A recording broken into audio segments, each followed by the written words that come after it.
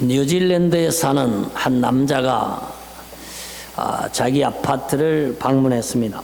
15층에 있는 아파트인데 가보니까 문이 잠겼고 자기가 열쇠를 아파트 안에 두고 나왔다는 것을 그때 깨달았습니다.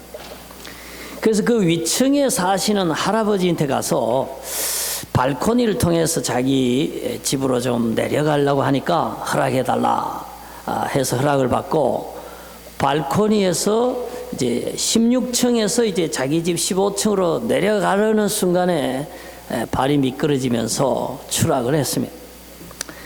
목격자 할아버지에 의하면 마치 바람에 날리는 낙엽처럼 사람이 휙 날아서 떨어졌다고 얘기했습니다. 근데 이 사람은 살았을까요? 죽었을까요? 이 사람이요, 죽었으면 신문에 안 났을 거예요. 근데 이 사람이 아파트 파킹랏 지붕 위에 덩 하고 떨어진 거예요. 그래서 이 사람이 다치기는 다쳤는데 살아났어요. 이런 경우를 구사일생이라 그렇게 얘기하나요? 그렇게 얘기하자면 모세도 만만찮은 구사일생을 경험했습니다. 애굽의 바로가 누굽니까? 문 나라를 침략하고 사람들을 노예로 잡고 죽일 수도 있고 살릴 수도 있는 황제인데 유태인으로 태어난 모든 남자아이들은 다 죽여라. 그리고 혹시 산파들이 죽이지 못하면 그 가족들이 나일강에 버려서 죽게 해야 된다라고 칙령을 내린 상태에서 태어났습니다. 이미 사형 언도를 태어나면서 받은 사람이 모세입니다. 근데 우리가 아는 것처럼 모세는 살아났습니다. 왜 하필 나일강에 버려졌을 때 공주가 나타납니까? 왜 하필 그 아이의 울음소리를 공주가 들을 때에 불쌍한 마음이 들었을까요? 그 당시에 버려진 아이가 많았을 거 아닙니까? 그런데 왜 모세를 봤을 때 그 공주는 정말 귀여워 보이고 자기 아들로 삼고 싶은 충동이 일어났을까요? 이것이 하나님의 역사입니다. 이스라엘 민족을 향한 계획이 있었고 성경에 기록해서 모세를 통해서 하나님이 얼마나 위대하신 분인가를 보이시기 위한 만고의 계획을 가지고 공주를 보내셨고 공주에게 모세를 양자로 입양시키는 그런 마음과 그런 결과를 하나님이 주셨다라고 생각합니다. 근데요, 우리는 그냥 성경에 공주라고 돼 있으니까 아마 여러 왕자들도 있고 여러 공주들도 있는 중에 한 공주였나 보다 이렇게 생각할 수가 있습니다. 그런데 이 하셉수트라고 하는 역사에 등장하는 기록에 남겨진 모세의 양어머니는 굉장한 공주입니다. 왜 굉장하다고 하면은요, 그 아버지가 바로 왕이죠. 애굽의 황제인데 그 양어머니는 무남동녀예요.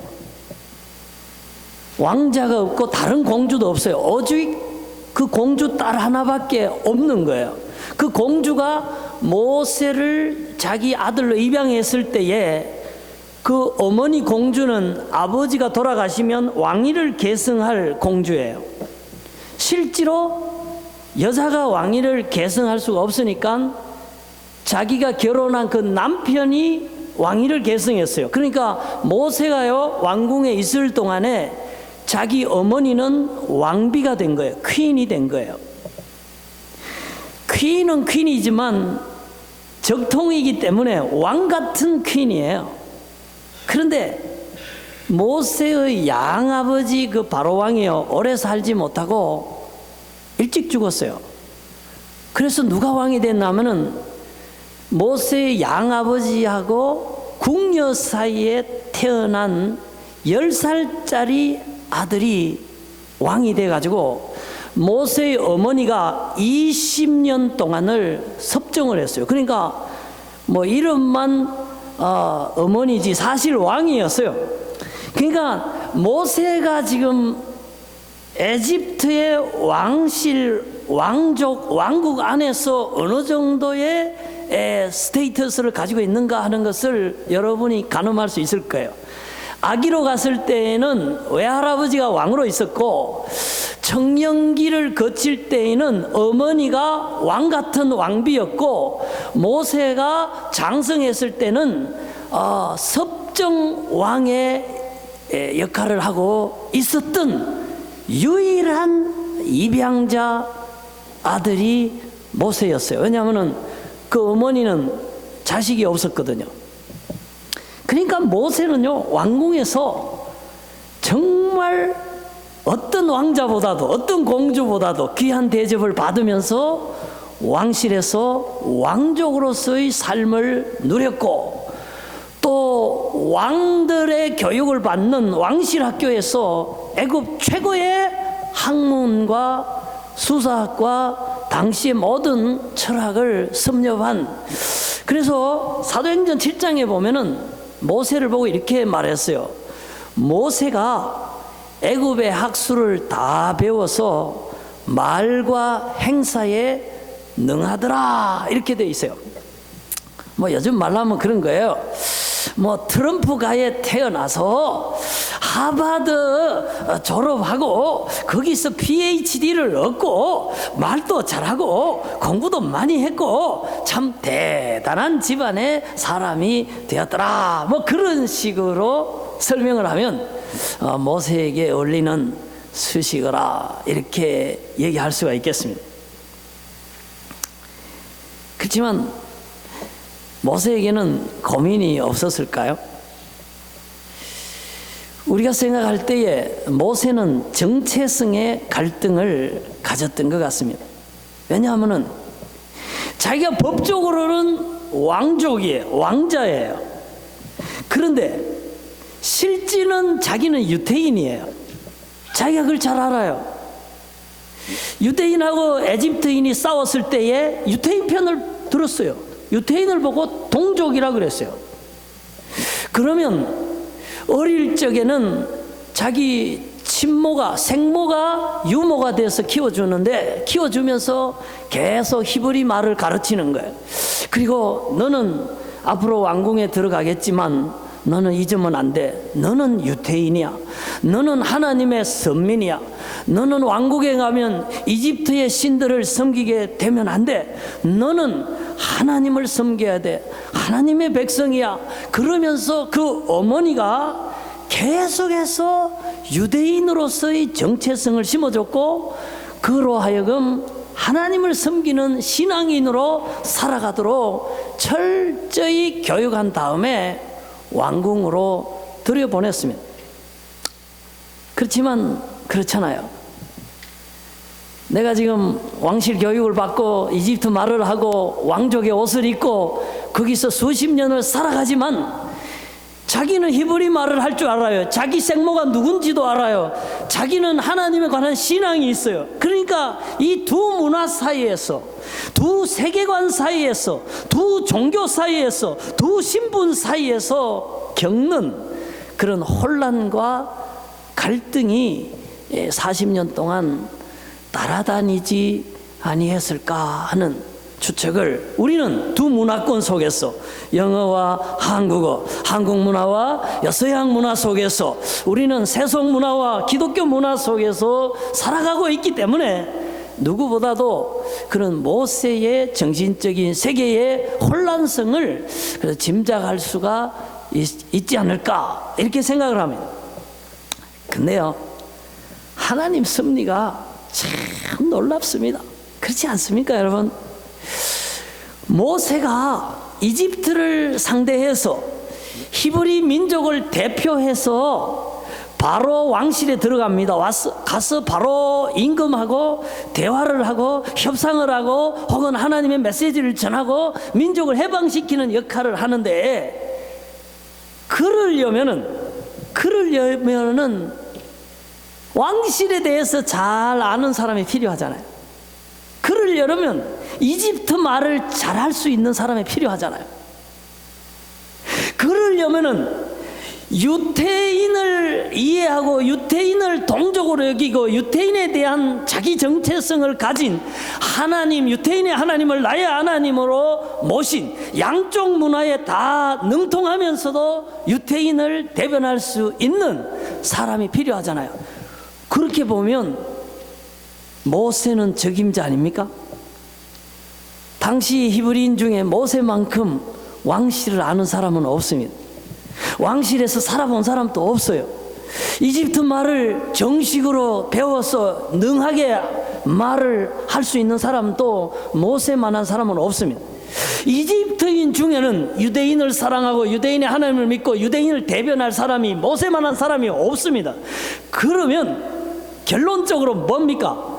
하나님은 모세가 태어날 때부터 그를 유태인을 해방시키는 민족의 지도자로 삼기로 이미 결정하시고, 그를 공주에게 입양을 시키시고 바로 왕궁에 들어가서 바로에게 하나님의 뜻을 전하고 이스라엘 민족을 해방시키라고 하는 그러한 메시지를 잘 전할 수 있도록 왕실에 보내가지고 미리 40년 동안 왕실 교육을 받게 하시고 이집트의 모든 학술과 말과 행사에 능하도록 하나님이 역사하셨다 하는 것을 후일에 모세가 유대인의 민족의 지도자가 된 후에 출애굽 해방자의 영웅이 된 다음에 우리는 그 퍼즐을 맞추면서, 야, 하나님의 이 계획과 하나님의 이 섭리가 참으로 신묘막측하구나 하는 것을 깨닫게 되는 것입니다. 이러한 역사가 모세에게만 있을까요? 이중 문화권에 보낸 우리들에게는 하나님의 그런 오묘한 섭리가 없을까요? 우리 1.5세들 중에서, 우리 청년들 중에서 그런 사람들이 있어요. 야, 나는 캐네디언도 아닌 것 같고, 캐네디언인데 가면 캐네디언만큼 또 영어가 아니잖아요. 백인도 아니고, 한국에 가보면 또 완전 한국 사람도 아니에요. 완전 한국에서 자란 사람만큼 말도 못하고 한국 문화가 완전히 익숙하지도 않아요. 그래서 나는 뭔가 캐네디언과 한국인 사이에 이거 죽도 아니고 밥도 아니고 뭔가 이런 혼란을 겪는 사람들이 심심찮게 있습니다, 여러분. 그런데 모세가요, 그런 혼란을 분명히 겪었습니다. 그런데 우리가 분명히 알아야 될 게 있어요. 우리가 이 땅에 와서 한국인이면서 한국말을 하면서 한국 문화를 편하게 느끼면서도 영어를 해야 되고 서방 문화 속에서 서양 사람과 더불어서 살게 하는 데에는 거기 모세를 향하신 하나님의 심오한 뜻이 있었던 것처럼 우리에게 향한 하나님의 뜻이, 심오한 뜻이 있다는 것을 알아야 됩니다, 여러분. 우리 1.5세가요, 서양 사람들은 한국 사람에게로 다가올 수 없습니다. 왜? 한국말 못하니까요. 김치 맛을 모르니까요. 뜨거운 걸 국물을 마시면서 시원하다고 말하는 한국 사람을 고쟁이들은 절대로 이해할 수가 없습니다, 여러분. 그러나 여러분은 이해할 수 있어요. 그래서 영어를 쓰는 영국으로도 유럽으로도 진출할 수 있고 뉴질랜드, 호주로도 진출할 수 있고 영연방에 소속된 나라들이 지금도요 72개국이나 돼요, 세계가. 그 모든 세계를 향해서 하나님을 전할 수 있고 하나님의 사랑과 하나님의 은총을 가지고 나아갈 수 있는 글로벌 퍼슨으로 하나님은 여러분을, 우리를 예비하고 계신다는 것을 알아야 됩니다. 그래서 코리안 디아스포라 크리스천 앤 처치는요 힘이 있어요.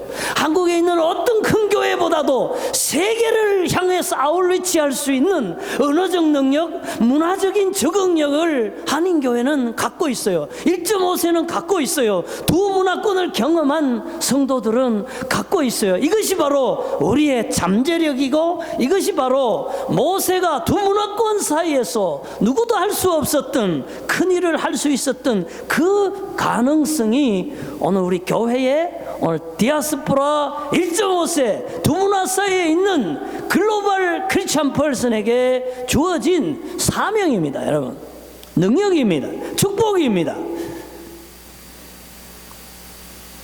근데요,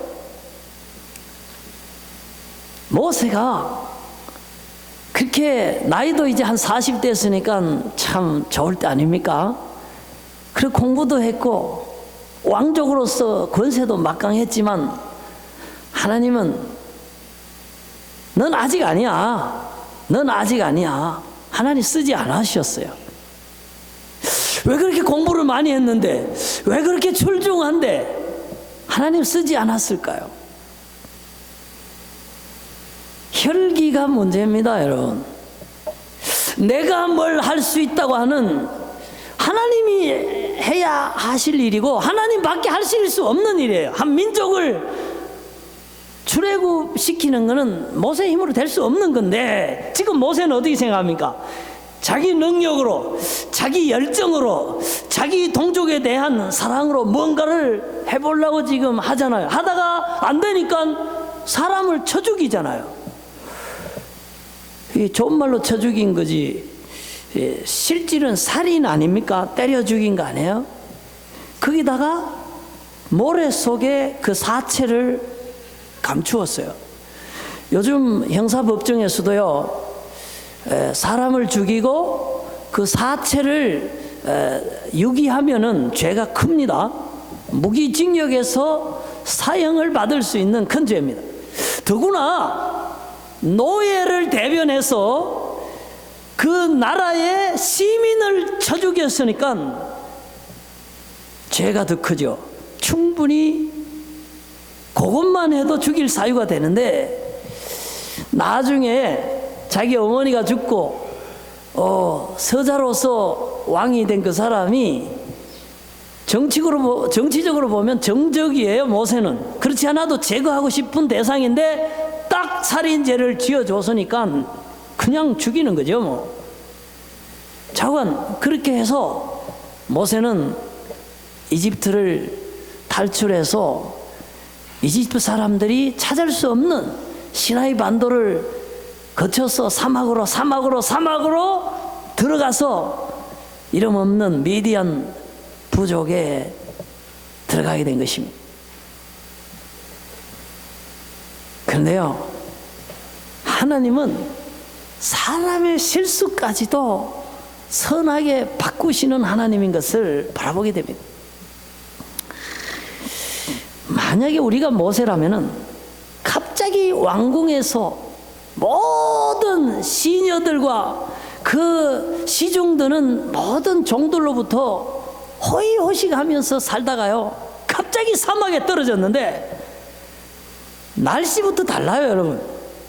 사막은요, 여름에는 섭씨 한 50도, 60도의 뜨거운 바람이요, 건조한 바람이 모래바람과 더불어서 부는데요, 얼마나 덥고 정말 괴로운 바람인지 몰라요. 그런가 하면요, 광야가요, 해가 떨어지면 저녁에는 영상 한 10도 전후 얼지는 않아요. 그런데 얼마나 추운지 몰라요. 제가 성지순례 갔다가요, 그래도 제가 카나다에서 갔다고요, 옷을 좀 10개 입고 갔다가 내가 죽을 뻔했어요. 얼마나 추운지 막 이가 아리우로 덜덜덜덜 떨리는데요, 그런 추위를 경험해 본 적이, 그게 바로 광야예요, 여러분. 그 이집트의 왕자가 광야의 나락으로 떨어진 거예요. 그런데 광야에서 모세가 한 일은 양치기예요. 우리가 생각할 때 양치기는 상당히 낭만적이잖아요. 여호와는 나의 목자시니 내게 부족함이 없으리로다. 그가 나를 푸른 초장에 누이시며 잔잔한 물가로 인도하시리로다. 그러면 우리 눈앞에 푸른 초장이 쫙 펼쳐지고 오아시스가 나오고 양을 몰고 지팡이를 하나 짚고 느리느리 그 밤추리 밑에서 말이죠, 씨를 감상하는 그게 아니에요, 여러분. 목자는요, 양을 데리고 풀이 있는 곳으로 집을 떠나게 되면요, 2달, 3달 풀이 없어질 때까지 들판에서 텐트 치고 그때 뜨거운 태양을 맞으면서 추운 바람, 모래바람, 그 정갈과 독사가 있는, 그리고 물이 잘 없는 인간이 생존하기 최악의 상황 속에서 몇 달을 동물들과 함께 외롭게 지내다가 돌아오는 삶이 양치기들의 삶이에요. 그것을 40년을 거기서 했어요, 여러분. 그래서요, 40년 동안 그 사막에서 해가 뜨면 일어나고 해가 지면 잠을 자고 그 뜨거운 기후와 싸우면서 동물들을 돌보면서 하루하루 1년 생존 투쟁을 하면서 40년을 보내는 사이에 40살의 망명간 모세의 나이가 80살이 되었어요. 할아버지가 되었어요, 여러분. 요즘 80살이면 아저씨인데 그때는 할아버지죠. 완전히 평균 나이가 40살 수명이 그래밖에 안 될 때니까 보통 사람보다 2배를 살았어요. 그런데 성경은 그렇게 표현해요. 모세가 광야에 40년 연단을 겪고 훈련을 겪고 난 다음에 모세의 인격이 완전히 변해버렸어요. 모세가 얼마나 온유한지 이 지상에 사는 모든 어떤 사람들보다도 더 온유했더라 그랬어요. 실제로 보면 사람들이 그렇게 원망하고 불평하고 모세의 리더십에 태클을 걸고 덤벼도요, 모세가 꼼짝도 안 하죠. 하나님이 견디다 화가 나가지고 이스라엘 백성을 다 죽여버리려고 할 때 하나님이 앞에 모세가 팔을 딱 맞고 썼어요. 하나님, 그러시면 안 되지요. 나를 차라리 죽이세요. 하나님이 저 사람들을 구원해내놓고 화난다고 광야에서 죽이시면 하나님이 역잡수십니다. 안 됩니다. 참으세요. 모세가요, 그렇게 변했어요. 저 사람 때려 죽인 사람 마저 저거 할 정도로 완전히 인격이 바뀌었어요. 우리가 깨달아야 돼요. 사람 생각하고 하나님 생각이 이렇게 다르는구나. 모세가 민족을 위해서 일하고 싶었던 때는 언제입니까? 40살이었어요. 그러나 하나님의 시간표는 80살이었어요. 그렇지만 하나님 왜 그렇게 하셨는가?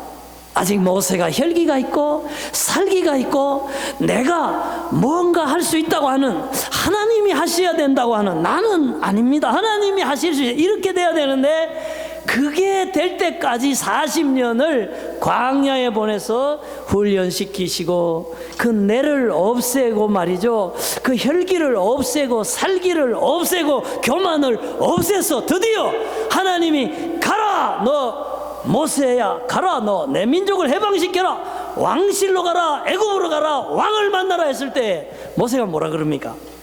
아유, 지가요, 지 안 가예, 전 못 가예, 이렇게 된 거 아닙니까, 여러분? 하나님이 화가 벌컥 났어요. 안 간다 그러니까. 그래서 간 거 아닙니까? 모세가 완전히 변한 거예요. 그래서 우리가 하나님의 일함에 있어서요, 참 깨닫는 게 있어요. 어떤 거? 정말 하나님이 원하시는 인격과 하나님이 원하시는 그런 모든 신앙을, 그리고 하나님이 원하시는 모든 사역자의 모습을 먼저 내가 갖춰야 되겠구나. 이게 중요한. 그러면 하나님이 쓰시는 거예요. 왜냐하면 그래야 하나님께도 귀하게 쓰임을 받고, 그래야 또 하나님에게 충성된 종으로 인정받아서 나도 복되는 거예요. 내가 감당할 수 없어요. 인격이 안 돼요. 지식이 모자라요. 도저히 함량 미달이에요. 근데 하나님의 중지하대한 일을 맡았어요. 감당 못해요. 망가져요. 오히려 그 직분이 자기에게 득이 안 돼요. 그래서 우리가 먼저 하나님이 나를 귀하게 쓰실 수 있는 신앙과 인격과 그런 연단과 성품을 먼저 하나님이 주시도록 기도하고 갖추는 것이 필요하다. 왜냐하면 하나님은 철저하신 분이에요. 여러분 한번 생각해 보세요. 이스라엘 백성이요, 출애굽할 때 몇 명이 나왔다 그랬어요? 장정만 60만 명. 그러면 남자가 60만 명이면 평균 태어날 때 여자 남자 성 비율이 거의 비슷한데 여자가 몇 명 더 많다 그런가? 하여간 그래요. 거의 비슷해요. 그러면 여자도 60만 명, 그럼 합계 120만 명. 그럼 건강한 남자 여자 120만 명이 평생토록 아이를 예를 들어서 둘만 낳는다고 합시다. 그래도 240만 명, 120만 명 성년 남자 여자 120만 명 아이들 있다고 보면 240만 명이잖아요. 거기다가 이스라엘이 애굽을 나올 때예요. 애굽에 노예로 와가 있던 여러 이민족들, 여러 중다한 잡족들이 이스라엘 따라서 출애굽했다 그랬거든요. 한 60만 명 잡고 대략 출애굽해서 광야에서 40년 동안 모세하고 살았던 인원이요, 적어도 240만 명에서 한 300만 명은 됐다고 보는 거예요. 그래서 우리가 많이 잘라버리고 250만 명이라고 합시다. 여러분 25명이 광야에서 40년 생존하는 것도 쉬운 일이 아니에요. 250만 명을 데리고 물이 없는 곳에서, 사막에서, 기후가 춥고 더운 극심한 웨더 가운데서, 독사와 정갈이 사는 그 위험한 곳에서, 그리고 농사할 수 없는 물도 귀한 그곳에서 그 많은 사람들을 이끌고 어디서 텐트를 칠 것인가, 어디에서 물을 얻을 것인가, 어디에서 독사를 물렸을 때는 어떻게 치료할 것인가, 모든 것을 지도해야 되는 최고 책임자로서 모세를 생각해 보세요. 하나님 그렇게 40년 동안 쓰시려고 먼저 250만 명을 앞서서 모세를 광야에 보내가지고 그 기후를 습득하게 하고, 지형을 습득하게 하고, 거기 동식물을 습득하게 하고, 거기서 생존하는 법을 하나님이 철저하게 훈련을 시켜서 그 다음에 민족의 지도자로 쓰셨어요. 하나님이. 사실 출애굽한 300만 명 중에 광야를 모세만큼 아는 사람 없습니다. 그 사람들 다 농사 짓고, 이스라엘이 살았던 고센 땅은요, 물이 그 나일강 하류니까 풍성해요. 아무리 가물어도 상관없어요. 계속 물이 내려오니까. 비옥해요. 농사 잘 때요. 거기에 살던 사람이니까 사막에 갖다 놓으면 사막을 몰라요. 한 달이면 다 죽어요. 그런데 하나님께서 정말 사막에 보내가지고, 그것도 양치기로서 사막 현장에서 누구보다도 생존 극기 훈련을 잘 받은 지도자 모세를 딱 민족의 지도자로 세워서 그 250만 명을 위해서 40년 동안 이렇게 훈련받게 하셨다, 또 사역하게 하셨다라는 것을 생각할 때에, 야, 하나님은 공시간이 없구나. 아까 그랬잖아요. 모세가 실수해서 사람을 죽여서 미디안으로 쫓겨가서 망명하는 것 같았는데, 하나님은 인간의 실수까지도 바꿔가지고 자기가 쓸 훌륭한 지도자로 훈련하는 기간으로 만들고, 겸손하게 만드는 기간으로 만들고, 나중에 지도자가 됐을 때에 그 지형 지물을 잘 알아가지고 훌륭하게 지도력을 발휘할 수 있는 사람으로 훈련시키는 기간으로, 학교로, 광야 학교로 모세를 부르셨구나. 그 학교에서 우등생으로 졸업하게 하신 다음에 하나님이 쓰셨구나 하는 생각을 하게 되는 거예요. 그래서 하나님이요, 하시는 시간표, 하나님이 우리에게 요구하시는 학교, 훈련들은요, 공훈련이 하나도 없습니다. 여러분, 다 필요해서, 고난도 필요해서, 훈련도 필요해서 하나님께서 겪게 하시고 하나님이 연단을 시키신다 하는 것입니다. 지금 오늘 주보 광고에 보면은요, 이제 단기 선교사 모집 광고가 나오잖아요. 이번에는 이제 참 감사한 게요, 이제 카나다 전역에서 가게 됐어요. 밴쿠버 한인 장로교에서 간다고 연락이 왔고요. 에드몬턴 위니펙은 원래 우리하고 가는 데고요.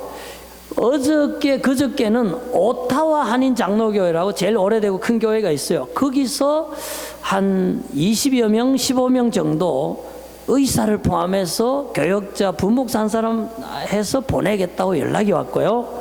그리고 몽톤이 이번에 동원이 됐어요. 그러면 토론토하고 전 카나다의 주요 도시를 총망라하는 이제 중남미 선교연합회로 하나님이 세워주셨어요. 근데 그 선교회가 잘 감당할 수 있도록 하나님이 우리와 함께 선교하던 이상훈 선교사를 글로 보내셨잖아요. 근데 이상훈 선교사가 지금 거기 사택을 하나 짓고 그 가난한 지역에 교회를 하나 짓고 지금 직접 자기가 담임 목사를 하면서 설교도 하고 거기 목회를 하고 있어요. 근데 이상훈 선교사님이 나보고 이러는 거예요. 자기가, 그 사람이 62살, 3살쯤 됐어요. 옛날에 외국어 대학교 포르투갈어 전공했대요. 그 후에 한 번도 포르투갈 관련해서 짭을 가진 적이 없대요. 그래서 늘 생각하기를, 내가 외대를 왜 갔나, 포르투갈어를 왜 공부를 했나, 이렇게 생각을 했대요. 근데요, 60살에 니카라과 선교사로 딱 가니까 거기 스페인어를 쓰잖아요. 근데요, 포르투갈어하고 스페인어는 통역 없어도 서로 알아들을 만큼 언어의 유사성이 있어요. 그래서요, 2년 만에 그 스페니쉬를 거의 통달했어요. 이 사람 원래 포르투갈어를 하던 사람이니까요. 그래서 작년에 가보니까요, 막 자기가 설교도 하고 광고도 하고 통역도 하는데 너무 잘해요.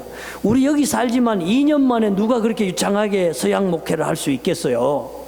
그러면서 그분이 그러는 거예요.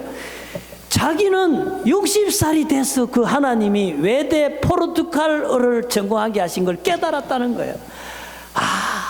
나는 몰랐지만 하나님이 에스파뇰 스페인권 선교사로 보내시려고 그 40년 전에 외대로 보내서 그 에스파뇰을 공부하게 하신 것을 여기 와서 깨닫습니다.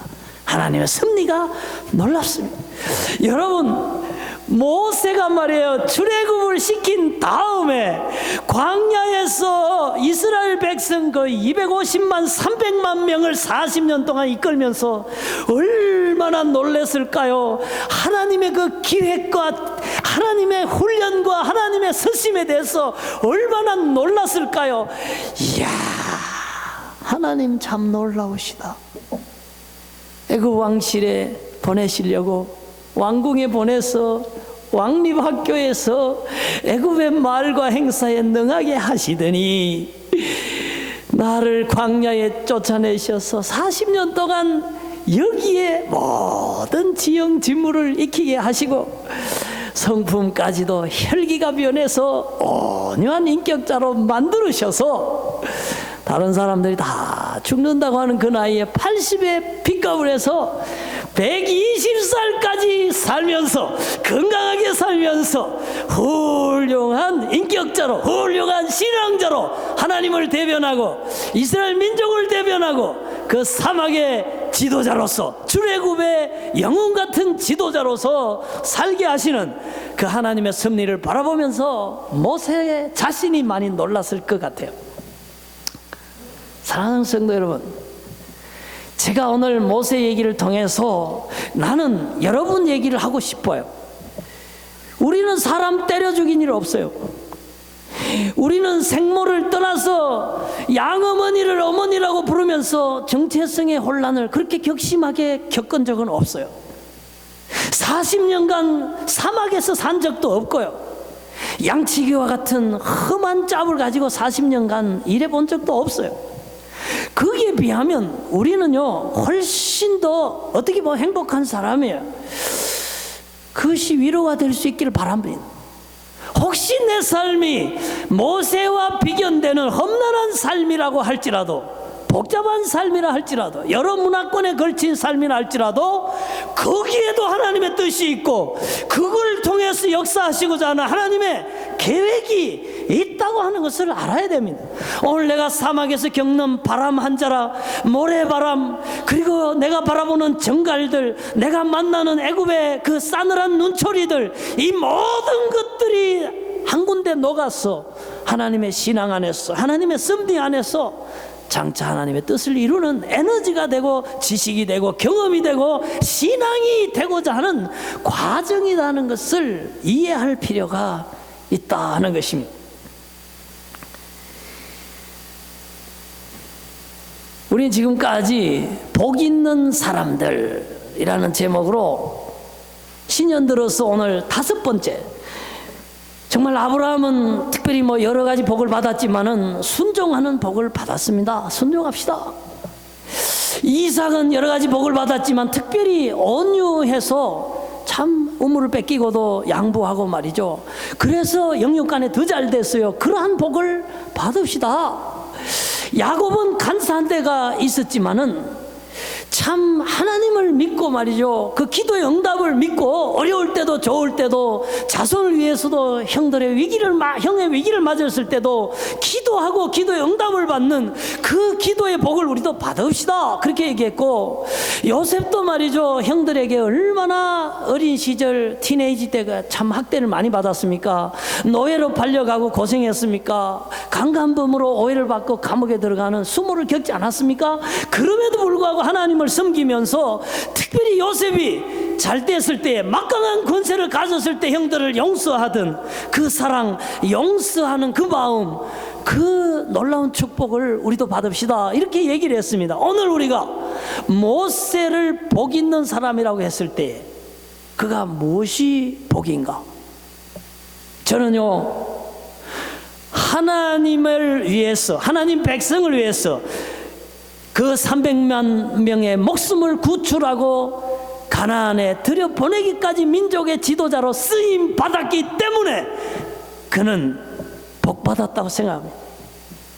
모세가 민족의 지도자로서 쓰임 받았기 때문에, 그의 사명을 그는 잘 감당했기 때문에 그는 훌륭한 모세라고 생각합니다. 비록 정체성의 혼란, 그런 비록 미디안에서의 40년 고난이 있었음에도 불구하고 그의 삶은 120년 삶을 40년으로 쪼개서 전체를 봤을 때에 마지막 40년, 하나님을 위한 40년, 이스라엘과 함께한 40년, 하나님의 역사를 행했던 지도자로서의 40년 때문에 그의 전반기 80년이 다 훈련의 과정에, 지도자로서의 연단의 과정에 포함이 되기 때문에 결과적으로 모세는 복받은 사람이라고 생각합니다. 그래서 우리가 모세에게서 받을 교훈이 뭔가? 우리의 인생이요, 훈련을 거치고 물론 실수도 하죠. 그러나 하나님의 섭리 가운데서 인격이 자라고 신앙이 자랐어. 결국 하나님이 기대하시는 그런 인격과 신앙을 가지고 하나님이 주신 귀한 사명을 감당할 때에 우리 인생은 모세처럼 복된 인생이 될 것이라고 생각합니다. 우리는 유태인이 아닙니다. 우리가 해야 할 일은 바로 왕실에서 바로를 만나는 일이 아닙니다. 우리는 각기 다른 사명을 가지고 있습니다. 각기 다른 직분을 가지고 있어요. 각기 다른 재능을 가지고 있어요. 오늘 우리가 모세와 같은 복 있는 삶을 살고자 할진데, 내 모습 이대로, 내가 살아온 경험 이대로 여기에서 내가 하나님을 위하여 하나님 기뻐하시는 사명을 열매 있게 감당할 때에 내 인생은 모세처럼 가치 있는 인생, 복 있는 인생이 되지 않을까, 그렇게 생각합니다. 왜냐하면요, 사명을 저버린 사람 아무 가치가 없어요. 사명을 모르는 사람, 사명을 알지만 사명을 감당하지 않는 사람, 얼마나 허무한지 몰라요. 먹는 거요, 잠자는 거요, 자손을 번성하는 거요, 그거는요 우리 집 강아지도 다 하는 거예요. 사람이 동물하고 다른 거는 하나님을 알고 하나님의 가치를 깨닫고 하나님이 기뻐하시는 선과 사명을 감당하기 때문에 만물의 영장이 되는 거예요. 우리가 하나님의 형상을 가진 고귀한 인간으로서 가치를 느낄 때가 언젠가? 사명을 감당할 때요, 사명을 발견할 때요, 사명에 걸맞는 열매가 내 삶에 나타날 때인 것입니다. 그러므로 사명 감당함으로 복 있는 생애가 되시기를 주의 이름으로 축원합니다. 아멘. 제가 이번에 LA 갔을 때에 그 제 친구 하나가요 자꾸 자기 집에 오라 그랬어요. 근데 저는요 남의 집에 가서 민폐 지기는 거를 진짜 죽기보다 싫어하는 사람이에요. 물론 뭐 내 집에 오는 사람은 내가 최대한 잘해주려고 저는 애를 써요. 근데 그분이 그렇게 하는 거는요 이유가 있어요.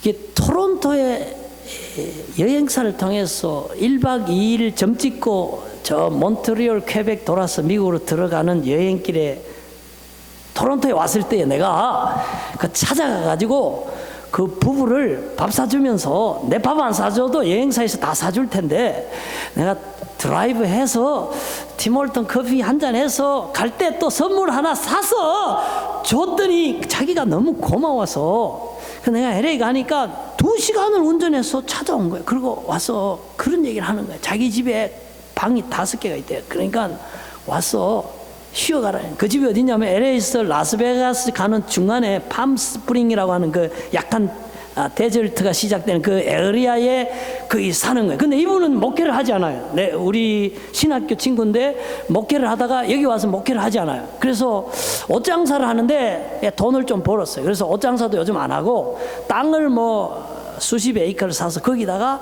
매실 나무를 수천 그루를 심어 놓고 그 매실 열매 따가지고 뭐 약 만들어서 판대요. 그렇게 살아요. 근데요 그분이 저한테요 진짜 망치로 머리를 빵 치는 것 같은 얘기를 했어요. 지금 애들도 다 컸고 먹고 사는 것도 걱정이 없고 자기가 하고 싶은 과수원도 가졌는데 늘 마음이 허전한 게 이렇게 가슴이 뻥 뚫려서 허하대요. 삶이 허하대요. 그래서 왜 그러십니까? 그랬더니 하나님이 나를 목사로 만들 때에는 가수원하고 잘 먹고 잘 살으라고 한 게 아닐 텐데 분명히 양떼들에게 젖을 먹이고 하나님 일하라고 보내셨을 텐데 내가 지금 그걸 못하고 있으니까 사명을 감당 못하니까 이렇게 편안하게 살아도 늘 마음이 허합니다, 목사님. 그래서 요즘은 20명 되는 개척교회라도 자기 양떼를 가지고 매주일 설교하고 예배하고 신방하고 기도하는 목사님이 너무너무 부럽습니다. 그러고는 갔어요. 지금도 제 귀에 생생하게 들려오는 것 같아요. 여러분, 그게 목사들만을 위한 얘기입니까, 여러분? 모세가 미디안 광야에서 바로 궁실로 안 가고 거기서 눌러 앉아서 40년 더 살다가 죽었다. 모세는 nothing 안고 다닌 거예요. 비록 위험한 일도 겪고 마음고생도 하고 여러 가지 환난을 겪었지만은 그러나 애국으로 갔기 때문에 모세는 영웅이 된 거예요. 하나님의 놀라운 이적을 경험한 거예요. 세계 역사상 있을 수 없는 홍해를 그가 갈랐고 생수를 먹었고 만나를 먹었고 하나님의 은혜를 경험한 삶을 산 거예요. 사랑하는 성도 여러분, 무사한 일을 하는 것을 버리고 하나님과 함께 사명의 스테이지 속으로 한 걸음 더 나아갑시다. 금년에